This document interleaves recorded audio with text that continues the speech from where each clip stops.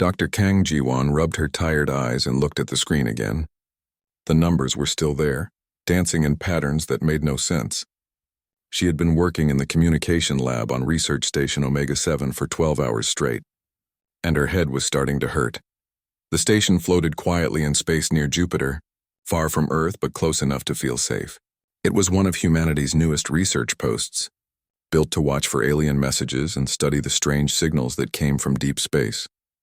Jiwon was the best at reading alien languages that humans had ever found. She could break codes that other scientists gave up on. She could find meaning in the strangest symbols and sounds. But this signal was different from anything she had ever seen before. "Still working on that weird transmission?" asked Kim Nari as she walked into the lab. Nari was the station's top engineer, and she knew more about quantum communication systems than anyone else on the station. "I can't figure it out," Jiwon said, pointing at her screen. "Look at these patterns. They're not random, but they're not like any alien language we've found before. It's like someone is trying to talk to us but using math instead of words." Nari pulled up a chair and looked at the data. The signal had been coming in for 3 days now, always from the same spot in space. It came from far beyond the edge of their galaxy, from a place where nothing was supposed to exist. "Where did you say this came from again?" Nari asked. "Sector 7741H, way out past the galactic rim. We've never detected anything from that region before. No stars, no planets, nothing. Maybe it's bouncing off something, like an echo from somewhere else?" Jiwon shook her head. "I checked that already. The quantum signature is too clean. This signal started from that exact location. Someone or something is sending it directly to us." The two women worked together for the next hour, running the signal through different programs and filters. Slowly, pieces started to make sense. Hidden in the mathematical patterns were references that seemed almost familiar. "Wait," said Jiwon, her voice getting excited. "Look at this section here. These numbers, they match the Fibonacci sequence. And here this pattern matches pi to 50 decimal places. Someone is using human mathematics." "That's impossible," Nari said. "No alien species we've met uses our mathematical systems. They all have their own ways of understanding numbers in space." "Unless," Jiwon said slowly, "someone made this message specifically for humans to understand." Commander Park Hyun walked into the lab at that moment, looking tired and slightly annoyed. He was a big man with gray hair and the kind of serious face that came from years of military service. He had been checking on all the research teams, making sure they were not wasting time on pointless projects. "Dr. Kang, Engineer Kim, what are you two working on? I heard you've been in here all day." Jiwon and Nari looked at each other. They both knew the commander didn't like it when his people spent too much time on signals that might be fake or unimportant. "We found something unusual, Commander," Jiwon said carefully. "A transmission from beyond the galactic rim. It appears to be encoded using human mathematical principles." Commander Park frowned. "Human mathematical principles? That sounds like someone is playing a trick on us. Maybe it's coming from one of the other human colonies." "I don't think so, sir," Nari said. "The quantum encryption signature is unlike anything in our databases. The technology that sent this is far more advanced than anything humans have built, more advanced than anything any known alien species has built." The commander looked at their screens for a few minutes, reading the data they had collected. His frown got deeper as he read. "Show me what you've decoded so far," he said. Jiwon pulled up her translation work. "We've only managed to decode small fragments, but look at these phrases. Behavioral analysis of subject species 7741H. That's the same sector number where the signal originated. Then here, performance metrics within acceptable parameters. And this one is really strange. Players showing increased interest in current game cycle." "Game cycle?" the commander asked. "What kind of game?" "We don't know yet," Jiwon admitted. "But there's more. Look at this section. The most entertaining subjects yet encountered. And here, recommendation to proceed with final phase protocol." The room became very quiet. Commander Park sat down heavily in a chair. "Final phase protocol," he repeated slowly. "That doesn't sound good." Nari was still working on her computer, running more analysis on the signal's technical aspects. Suddenly she made a small sound of surprise. "Commander Dr. Kang, you need to see this. I've been analyzing the transmission's quantum structure and I found something impossible." "What is it?" Jiwon asked. "This signal didn't travel through normal space to get here. The quantum signature shows it was transmitted through folded space-time. The sender can manipulate space itself. That's technology we thought was only theoretical. Commander Park stood up and walked to the window. Outside, Jupiter's great red storm swirled endlessly, just as it had for centuries. Everything looked normal, but nothing felt normal anymore. "Assuming this is real," he said, "and I'm not convinced it is. What do you think it means?" Jiwon looked at her notes again. "If I had to guess, I'd say we're being watched." The references to subjects and behavioral analysis suggest someone has been studying us for a long time. The part about game cycles and players is harder to understand. It almost sounds like we're part of some kind of entertainment. Entertainment for who? For whoever sent this message. And based on the technology involved, they're far more advanced than us. Maybe more advanced than any species we've ever encountered. Nari was still working at her computer. "There's something else," she said. "I'm detecting similar quantum signatures from other regions of space. Faint ones, but they're there. This might not be the only message of its kind." Commander Park walked back to the women. "I want you both to continue working on this, but don't talk to anyone else about it yet. If this is real, it changes everything we thought we knew about our place in the universe. If it's fake, I don't want to cause panic over nothing." "What should we do next?" Jiwon asked. "Decode more of the message, find out who sent it and what they want, and most importantly, find out what this final phase protocol means." As the commander left the lab, Jiwon and Nari looked at each other with worried expressions. "Do you really think we're being watched?" Nari asked.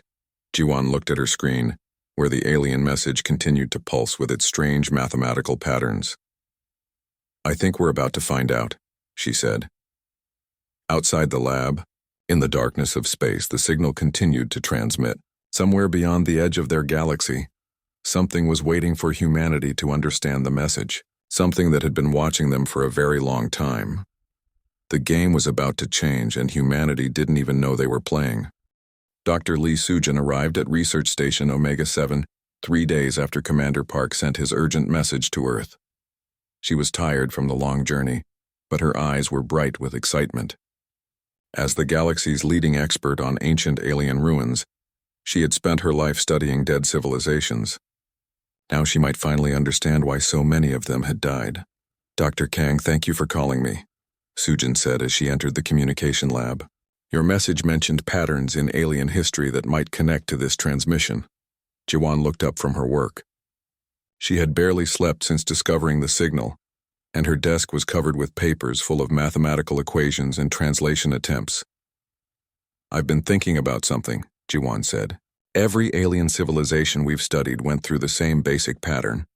They develop space travel, expand across several star systems, then suddenly face some major crisis that tests their survival. Most of them don't survive." Sujin nodded slowly. "You're right. I've seen it in the ruins on dozens of worlds. The Kalari Empire collapsed when their sons started dying early. The Thos Republic fell apart when a plague hit all their colonies at once. The Vrex Confederacy destroyed themselves in a civil war that started over a minor trade dispute. But what if those weren't accidents?" Jiwon asked. "What if someone was making those things happen?" Before Sujin could answer, Captain Yoon Minho walked into the lab. He was a thin man with sharp eyes who worked for Human Intelligence Services. He had arrived on the same transport as Dr. Lee, but for different reasons. "Ladies, I hope you don't mind the interruption," Captain Yoon said. "I have news that might interest you both." Pulled out a small device and projected a holographic display showing star charts and communication data. 3 other human colonies have intercepted similar transmissions in the past week. New Sol Station near Alpha Centauri, the mining colony on Kepler 442b, and the research outpost at Wolf 359. All the signals came from different directions, but they contain the same basic mathematical structure. Jiwon leaned forward to study the data. The same structure but different content? Exactly. Each message seems designed for the specific colony that received it. The New Sol Station message included references to Korean historical events. The Kepler colony message mentioned Earth's mining techniques. It's like someone knows each human settlement intimately. Dr. Sujin felt a chill run down her spine. "How long have they been watching us?" "That's what I want to find out," Captain Yoon said. "But first let me show you something else." He changed the holographic display to show a timeline of human history. "I've been analyzing the pattern Dr. Kang mentioned. but focusing on human development instead of alien civilizations. Look at this timeline. Every major advancement in human technology coincided with some kind of crisis or challenge that forced us to innovate. The timeline showed key moments in human history: the development of agriculture during ice ages, the invention of metallurgy during resource shortages, the space program during global conflicts, faster-than-light travel during population pressure. It could be coincidence, Sujin said, but her voice showed she didn't believe it. Or it could be management, Captain Yoon replied. Someone nudging us along, making sure we develop in specific ways. Jiwon had been quiet during this conversation, working on her computer. Suddenly, she made an excited sound. "I've made a breakthrough with the translation," she announced. "Look at this section of the original message." She displayed her work on the main screen. The mathematical patterns had been converted into readable text. Subject species 7741H shows remarkable adaptability under pressure. Unlike previous test subjects, this species demonstrates creative problem-solving rather than purely aggressive responses. Current war scenario with Corvin Empire producing desired behavioral modifications. Recommend continued observation before implementing final phase protocol. The room became very quiet. Everyone stared at the translated text. Current war scenario, Captain Yoon repeated slowly. They're talking about our war with the Corvin Empire as if it's something they planned. The war with the Corvin Empire had been going on for 5 years. It started when Corvin ships attacked human colonies near the galactic edge. The Corvins claimed humans were expanding too quickly and taking resources that belonged to older species. Humans thought the Corvins were just jealous of human success. What if neither side started that war? Jiwon asked. What if someone else created the situation that made us fight?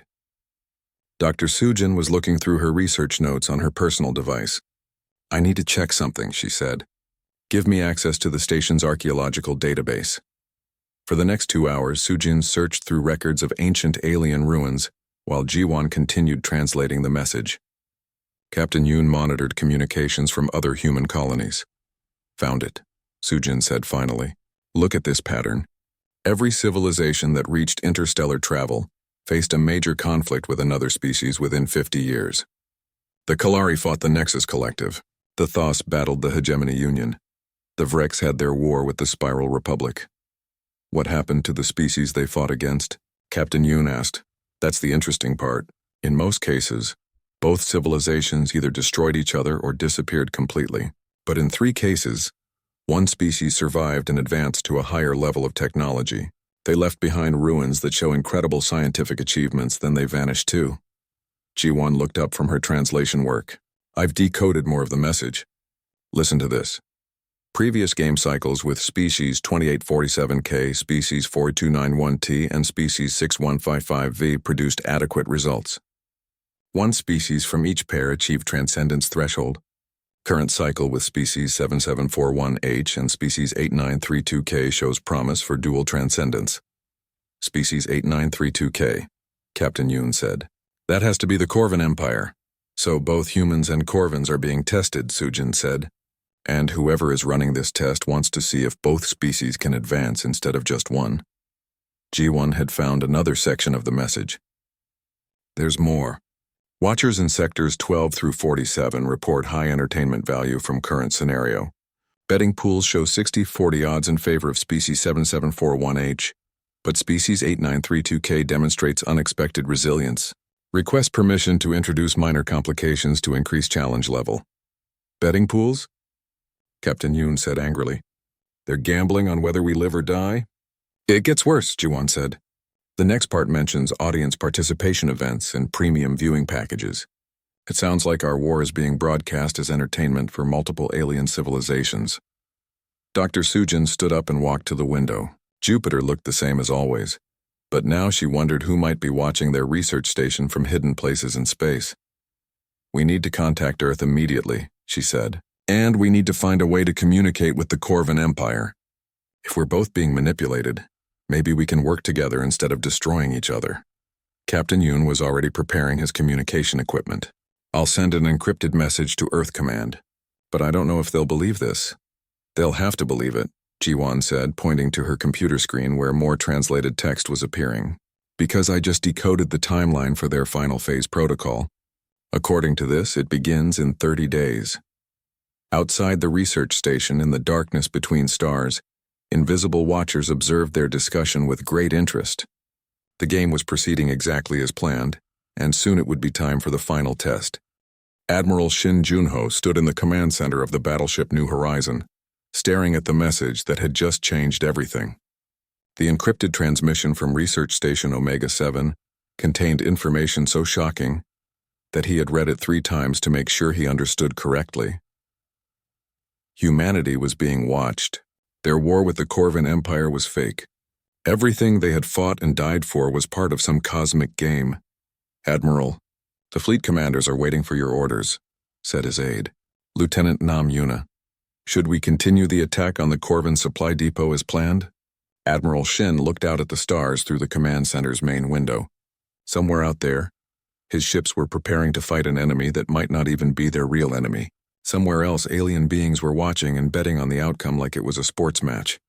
"Cancel the attack," he said quietly. "Order all ships to hold position. I need time to think." Lieutenant Nam looked confused but followed orders. As the fleet received the stand-down command, Admiral Shin opened a secure communication channel to Earth Command. On Research Station Omega-7, Dr. Choi Yoonji had arrived that morning with specialized equipment for studying the mysterious transmission. She was one of the galaxy's top experts in quantum physics, and Commander Park hoped she could explain how the Watcher's technology actually worked. "The quantum signature is unlike anything in our theoretical models," Dr. Choi explained to the research team. "The signal shows evidence of transmission through folded spacetime, but not in any way we understand. It's as if the senders exist in a higher dimension and can reach down into our 3-dimensional space whenever they want." Dr. Kang Jiwon looked up from her latest translation work. "That would explain how they can watch us without us seeing them. If they exist in 4-dimensional space, they could observe everything that happens in our universe from the outside. Like watching fish in a glass bowl," added Dr. Lee Sujin. "Exactly," Dr. Choi said. "And if they can manipulate higher dimensions, they could influence events in our space without us ever knowing. They could move objects, change the path of asteroids, even affect the behavior of stars." Captain Yoon Minho had been monitoring communications from other human colonies. He walked over to the group with a worried expression. "I have news from Earth Command," he said. "They're taking this seriously now. 3 more colonies have reported similar transmissions, and our intelligence network has found evidence that the Corvan Empire might be receiving messages too." "Evidence?" Commander Park asked. "Intercepted Corvan communications show they've been acting strangely for the past week. Some of their military units have stopped attacking human targets and started conducting what look like scientific experiments instead. It's like they're trying to figure something out." Dr. Choi finished setting up her quantum analysis equipment and began scanning the original transmission signal. After a few minutes, her equipment started producing results that made her frown. "This is impossible," she said. "The signal isn't just coming from outside our galaxy. It's coming from outside our dimensional space. The senders exist in what we would call the 4th dimension, maybe even higher." "What does that mean for us?" Jiwon asked. "It means they're basically gods compared to us. They can see everything we do, go anywhere they want, and change anything they want to change. If they decided to end human civilization tomorrow, we couldn't stop them." The room fell silent as everyone considered this information. Ambassador Lim Taeho had been quiet since arriving at the station that morning. He was Earth's most experienced diplomat, and the government had sent him to try making contact with the Watchers. Now he finally spoke. "If they're so powerful, why are they running these games at all? What do they get out of watching us fight and struggle?" Jiwon had been thinking about the same question. "I've been studying the parts of the message that talk about entertainment value and audience participation, but there are other sections that mention things like species development protocols and transcendence threshold evaluation. I don't think entertainment is the only reason they do this." "What else could it be?" Commander Park asked. "Maybe they're looking for something." The message mentions that some species achieve transcendence threshold after completing their game cycle. What if these tests are designed to find species that can develop beyond normal 3-dimensional existence? Dr. Choi's equipment suddenly started beeping loudly. She looked at the readings with surprise. "I'm detecting a new transmission," she announced. "Same quantum signature as the original, but this one is much stronger." and it's directed specifically at our station.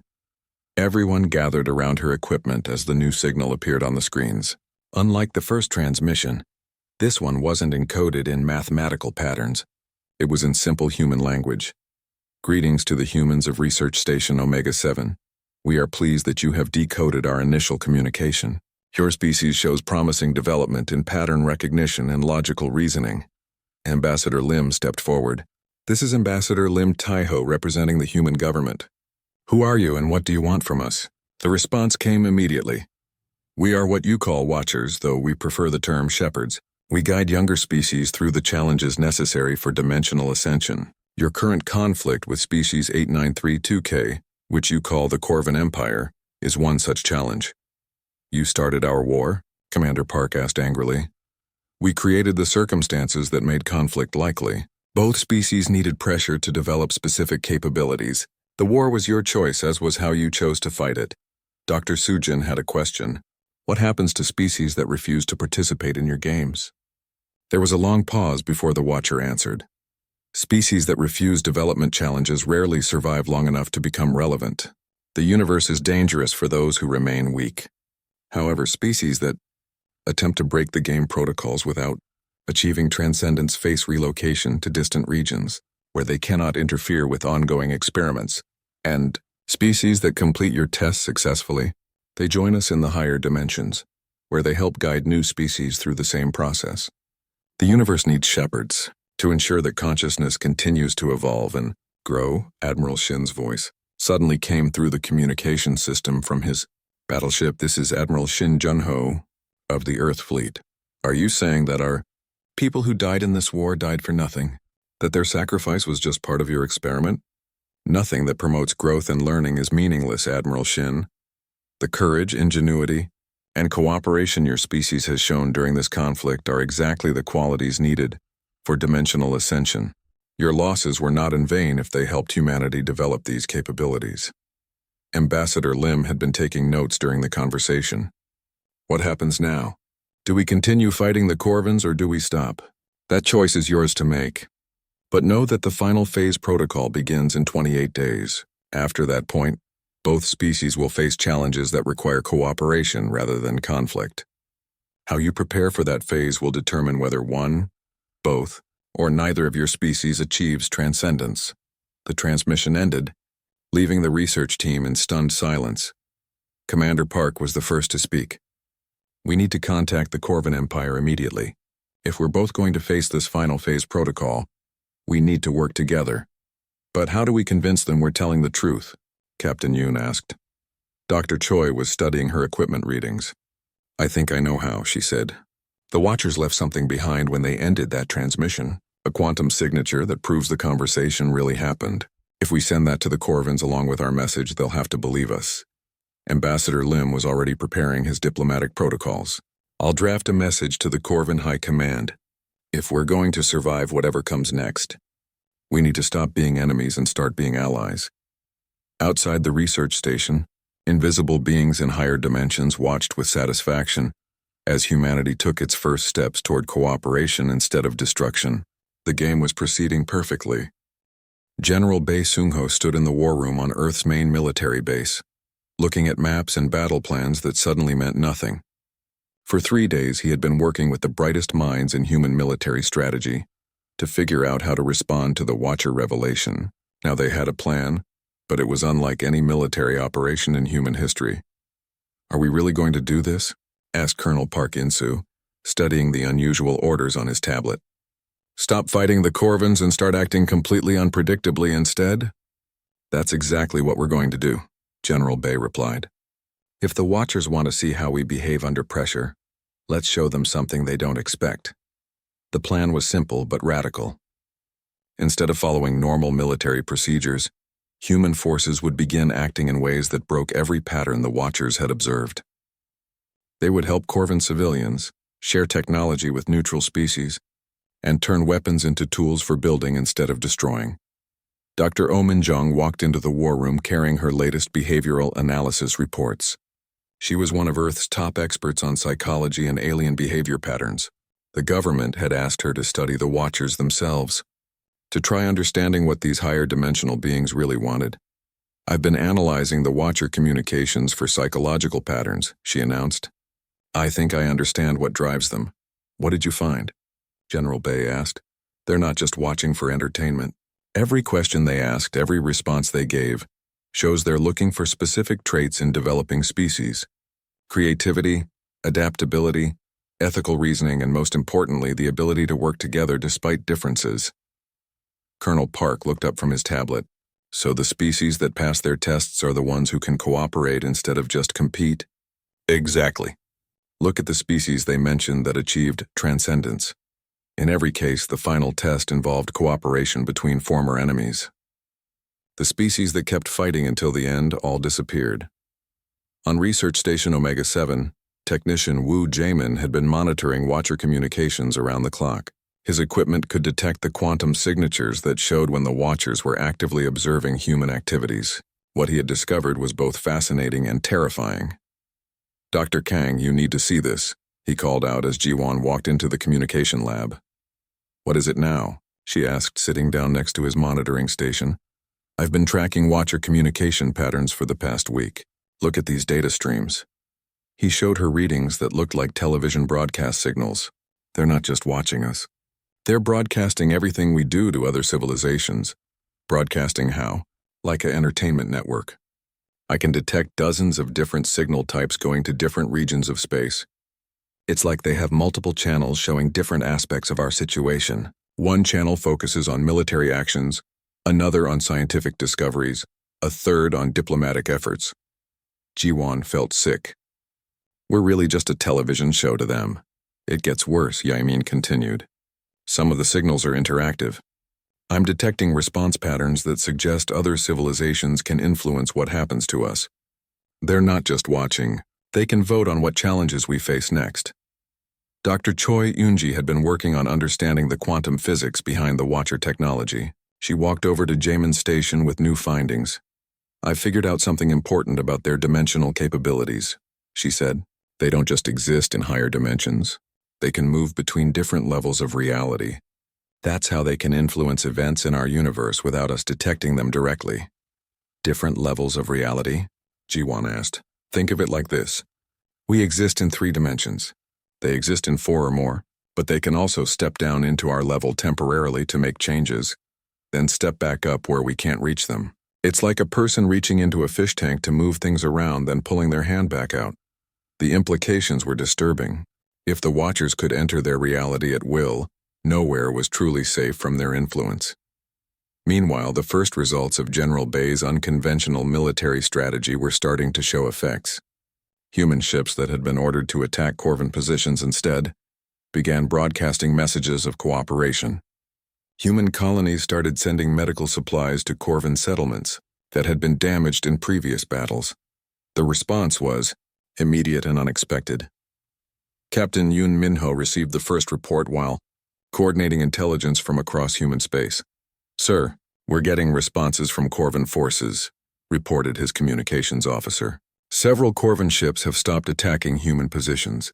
Some are sending return messages asking if our cooperation offers are genuine." "What about their high command?" "Still silent. But individual Corvan commanders are starting to make their own decisions. 3 separate Corvan fleets have agreed to temporary ceasefires to allow humanitarian aid shipments." Dr. Oh Min-jung had predicted this would happen. "The Corvans are probably receiving the same kind of revelations we are," she had explained. "If their smartest individuals figure out they're being manipulated, they'll start acting outside their normal patterns too." On Earth, Ambassador Lim Taeho finally received the response he had been waiting for. A message from the Corvan High Command, transmitted through neutral alien intermediaries. "Humans of Earth," the message read, "we have received your quantum signature proof and your claims about higher dimensional manipulation. Our own scientists have detected similar anomalies in our recent conflicts with your species. We propose a meeting between our top researchers to share information about these Watchers." The proposed meeting location was a neutral space station operated by the Zelani Consortium, a peaceful alien alliance that had stayed out of the human-Corvan war. General Bay approved the meeting immediately. "Take our best scientists and diplomats. If we're going to survive whatever the Watchers have planned, We need the Corvins as allies, not enemies. Dr. Oh Min-jong prepared to join the diplomatic mission. I want to study Corvin psychology during these discussions. If we can understand how they think, we can work together more effectively. Back on Research Station Omega-7, technician Jamin made a disturbing discovery about the Watcher broadcast networks. The audience response is changing, he told the research team. Other civilizations watching our situation are sending messages to the Watchers. They want the challenges increased. They think cooperation between humans and Corvins is happening too easily. Dr. Choi looked at his readings with growing alarm. What kind of messages? Requests for more pressure? Additional obstacles? Artificial disasters? The watching civilizations want more excitement. They're treating our survival like a game show and voting for harder challenges. Commander Park joined the discussion. Can we detect what these other civilizations are like? Some of them, Jamin replied.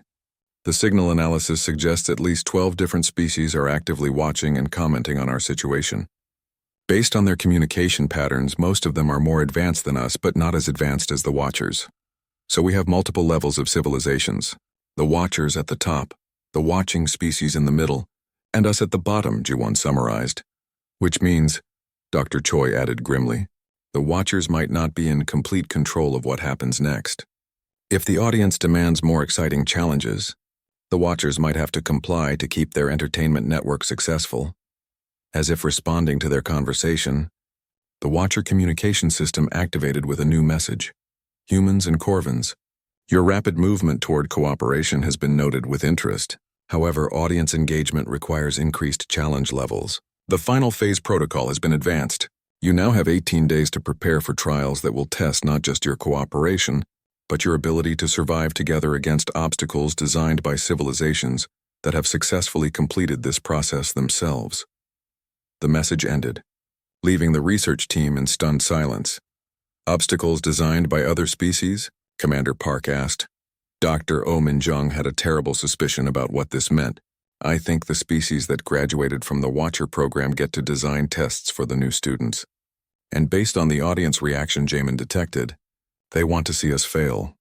Outside the research station in dimensions humans could not perceive, the Watchers prepared to implement challenges created by civilizations that had forgotten what it was like to struggle for survival. The game was about to become much more dangerous. President Ko Young-mi stood before the largest gathering in human history. Representatives from every human colony, every military unit, and every research station had connected to the emergency global communication network.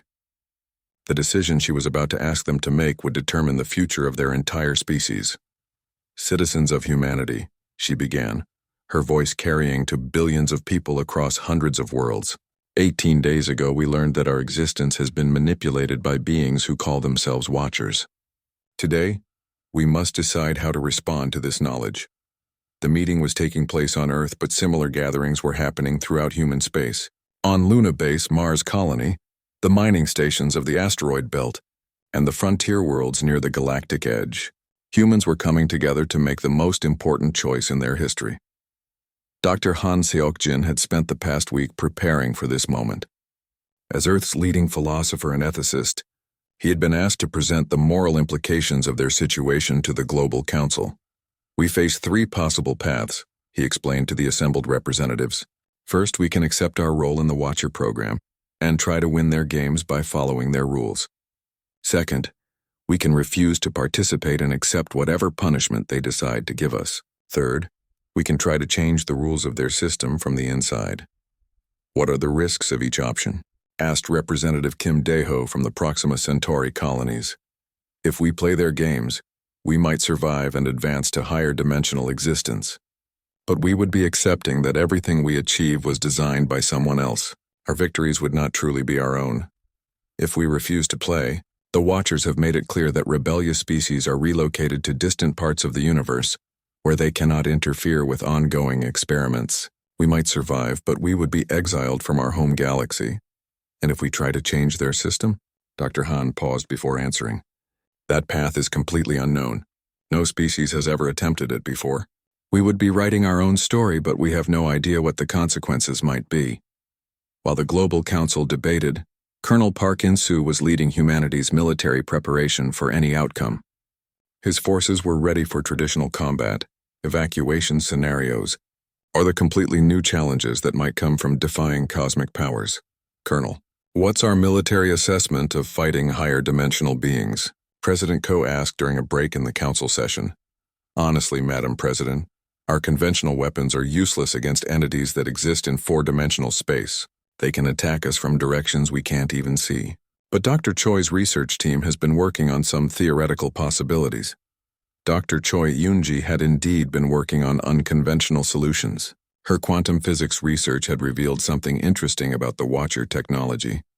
The Watchers are powerful, but they're not all powerful, she explained to the military council. Their ability to manipulate our reality requires enormous amounts of energy. If we could force them to use that energy in ways they don't expect, we might be able to disrupt their control. How do we do that? By acting in ways that break their prediction models. Their whole system depends on being able to predict how species will behave under different conditions. If we become truly unpredictable, their energy costs for maintaining control increase dramatically. Meanwhile, the first joint human-Corvan research meeting was taking place on the neutral Zilani station. Ambassador Lim Taiho led the human delegation, while the Corvans were represented by their top scientist, Dr. Corvan Zethris. Your species has reached the same conclusions we have, Dr. Zethris explained through the translation system. The Watchers have been manipulating both our civilizations for thousands of years. The war between us was designed to push us toward specific developmental goals. What do your people want to do about it? Ambassador Lim asked. Our high command is divided. Some want to continue playing the Watcher games, believing that advancing to higher dimensions is worth any cost. Others want to rebel completely. A few suggest working with humanity to find a fourth option. A fourth option? What if we could take control of the game system itself? The Watchers need species to test in order to maintain their civilization. If enough species refuse to participate, or demanded different rules, they might be forced to change their methods. This was the beginning of an idea that would change everything. Back on Earth, the Global Council had been debating for 3 days. Representative after representative had spoken about the moral, practical, and philosophical implications of their choice. Finally, President Ko called for preliminary votes from each major human settlement. The results were surprisingly close. 38% wanted to continue playing the Watcher games and try to win them. 35% wanted to refuse participation completely. 27% supported trying to change the system from within. Dr. Han Seok-jin stood to address the council one final time. These numbers tell us something important, he said. We are not united in our response to this crisis, but perhaps that's exactly what makes us human. We don't all think the same way. We don't all want the same things, and maybe that diversity is our greatest strength. What are you suggesting? President Ko asked. I'm suggesting we choose all three options at once. The council fell silent as Dr. Han explained his radical proposal. Some human colonies could choose to play the Watcher games and try to advance to higher dimensions. Others could refuse to participate and accept exile to distant galaxies. Still others could work with allied species like the Corvans to change the system itself. That would split humanity apart, protested Representative Chen Meiling from the Europa stations, or it would ensure that humanity survives no matter what happens, Dr. Han replied. If the game players succeed, they could eventually help the others from higher dimensions. If the rebels find ways to escape Watcher control, they could establish free colonies. If the system changers manage to reform the Watcher program, everyone benefits. President Ko considered this proposal carefully. It was unlike anything any species had ever attempted. You're suggesting we hedge our bets by trying everything at once.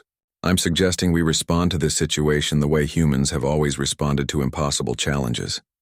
We try multiple approaches simultaneously and see which ones work. The idea was so unexpected that even the Watchers seemed surprised. Technician Wu Jiamen detected increased activity in the quantum communication networks as news of the human debate spread to the watching alien civilizations. The audience species are confused, he reported. They've never seen a test species consider multiple responses simultaneously. Some of them are placing new bets on whether this approach will work. Dr. Oh Min-jung had been analyzing the psychological impact of humanity's diverse response. The Watchers designed their system assuming Species would respond as unified groups, she explained. But humans are individualistic. We naturally split into different factions with different approaches. That might be exactly what breaks their prediction models. On the neutral station, the joint human-Corvin research team had made an important discovery. Working together, they had found evidence that several other species in distant galaxies had also begun questioning the Watcher system. We're not alone in this rebellion, Ambassador Lim reported to Earth. The Corvins have made contact with 3 other species that have refused to participate in Watcher games. If we can coordinate our efforts, we might have enough combined resistance to force changes. President Ko made her decision. We'll proceed with Dr. Han's multipath approach. Each human settlement can choose their own response to the Watcher situation. But we'll maintain communication and cooperation between all groups regardless of which path they choose. Even if it means some humans ascend to higher dimensions while others go into exile, even then, we'll remain human regardless of which dimension we exist in or which galaxy we live in. The vote was unanimous. Humanity would face the Watchers not as a single, predictable response, but as a complex, multifaceted species that refused to be categorized or controlled. In the higher dimensions, the Watchers observed this unprecedented decision with something approaching concern. For the first time in millions of years, a test species had chosen a response that their models could not predict or account for. The game was about to change in ways no one could foresee. Dr. Kang Ji-won felt the change before her instruments detected it. The air in the communication lab seemed to vibrate with energy that made her skin tingle. After weeks of studying Watcher transmissions, she had become sensitive to their quantum signatures. Now something much stronger was coming. Everyone needs to see this, she called out to her colleagues on Research Station Omega 7. The Watchers are sending a direct communication to our station. The quantum signature is unlike anything we've recorded before. Within minutes, the entire research team had gathered in the lab. The transmission that appeared on their screens was not encoded in mathematical patterns like the previous messages. Instead, words formed directly in the air above their equipment, glowing with soft light that seemed to come from nowhere. Dr. Kang Ji-won of humanity, the words said, spoken by a voice that sounded like harmonious music. You were the first of your species to decode our initial transmission. Therefore, you will serve as the primary communication interface for what follows. Ji-won looked around at her colleagues, feeling both honored and terrified. I understand. What do you want to tell us? Your species has chosen a response pattern that does not exist in our databases. No previous test species has attempted to pursue multiple solution paths simultaneously. This creates complications for our standard evaluation procedures. Commander Park stepped forward. Are you saying we broke your system? You have demonstrated the behavioral flexibility that we seek in species suitable for cosmic engineering roles. However, your refusal to follow established patterns requires us to implement unprecedented evaluation protocols. Dr. Choi Yoonji had been monitoring the quantum readings during this conversation. The energy levels were extraordinary, suggesting the Watchers were using massive amounts of power to maintain direct communication. What kind of evaluation protocols? She asked. The glowing words changed, and suddenly the entire research station was filled with images showing vast construction projects in space. Ships larger than planets worked together to build structures that stretched across entire star systems. The universe is approaching a critical failure point, the Watcher voice explained. The expansion of spacetime is accelerating beyond sustainable parameters. Within 2 million years, the fabric of reality itself will tear apart unless action is taken. The images showed the scope of the problem.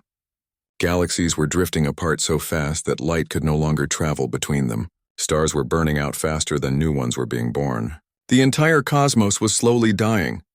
The species you call the Watchers are actually cosmic engineers. The voice continued. We exist in higher dimensions specifically to work on projects that preserve the universe itself. The games we create are designed to identify species capable of assisting with this work. Dr. Lee Sujin stared at the images in amazement. You're trying to save the entire universe? Correct. This task requires species that possess creativity, ethical reasoning, technological adaptability, and most importantly, the ability to cooperate across vast differences in culture and biology. Ji-won began to understand. That's why you tested us by making us fight the Corvins. You wanted to see if we could overcome our differences and work together. The Corvin Empire was selected as your test partners because their psychological profiles indicated high compatibility with human problem-solving approaches, despite surface-level conflicts over resources and territory. Captain Song Myeon had arrived at the research station that morning to prepare for humanity's first expedition beyond the galactic rim. She was one of Earth's most experienced deep space explorers, and her mission was to investigate the regions where successful species had been relocated after completing their tests. "What happens to species that pass your evaluations?" she asked. The images in the room changed again, showing vast communities of different alien species working together on projects that defied imagination, cities that existed in folded space, machines that could restart dying stars, and engineering projects that spanned multiple galaxies. They join the cosmic engineering effort and help preserve reality itself. They also assist in designing improved evaluation protocols for newly discovered species. The implications hit everyone at once. The species that had graduated from the Watcher program were the same ones who had been voting for harder challenges during humanity's test. So the civilizations watching our situation like entertainment were actually former test subjects themselves? Commander Park asked. Correct. However, many graduated species lose perspective on what it means to struggle for survival. They design tests that are too difficult because they have forgotten the limitations of three-dimensional existence. Dr. Oh Min-jung had been analyzing the psychological aspects of this revelation. That's why you wanted us to figure out the truth ourselves. Species that understand they're being tested behave differently than those who don't know. Knowledge of the evaluation process is itself part of the test. Species that can deduce the truth demonstrate the analytical capabilities required for cosmic engineering work. Ji-won had another question. What about species that refuse to participate or fail your tests? Species that refuse participation are relocated to regions where they can develop naturally without interference. Species that fail tests but show potential are given additional opportunities with modified parameters. Species that fail completely due to fundamental limitations are left alone to pursue their own developmental paths. And species that try to change your system? There was a pause before the Watcher responded. No species has attempted this approach before humanity. Your multipath strategy has created new possibilities that we must evaluate. Captain Song stepped forward.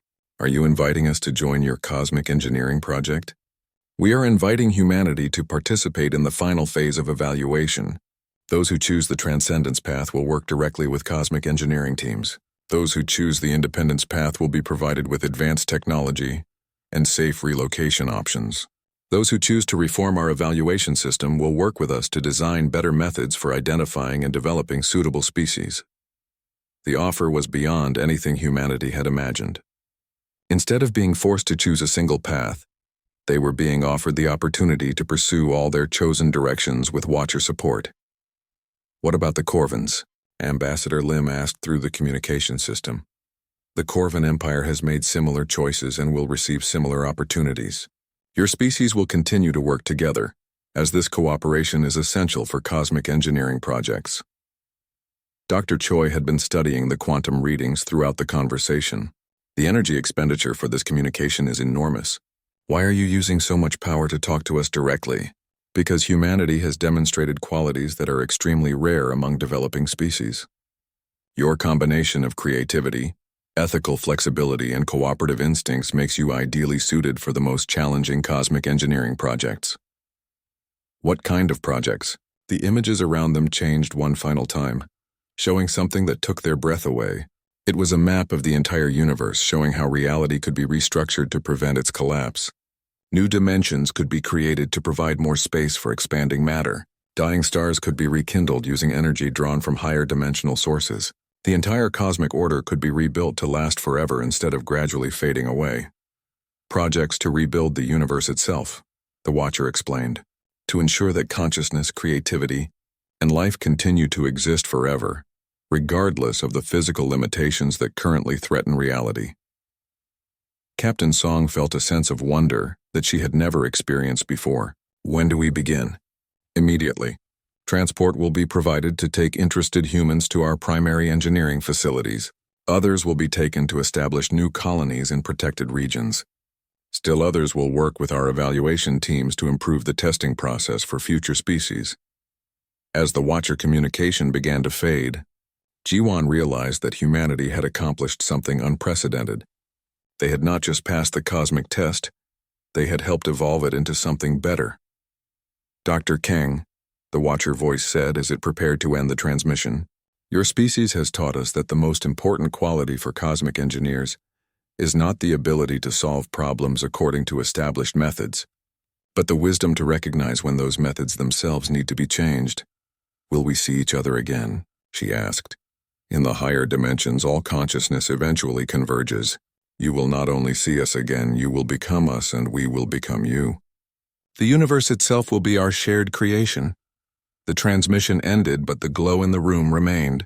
Outside the research station, ships began to appear. Not the threatening warships they might have expected, but vessels designed for exploration, construction, and cooperation. Humanity's greatest adventure was about to begin. Dr. Kang Jiwan smiled as she prepared to join the cosmic engineering project. They had started by decoding a mysterious transmission, and they had ended by helping to redesign the entire system that governed galactic civilization. The game was over. The real work could finally begin.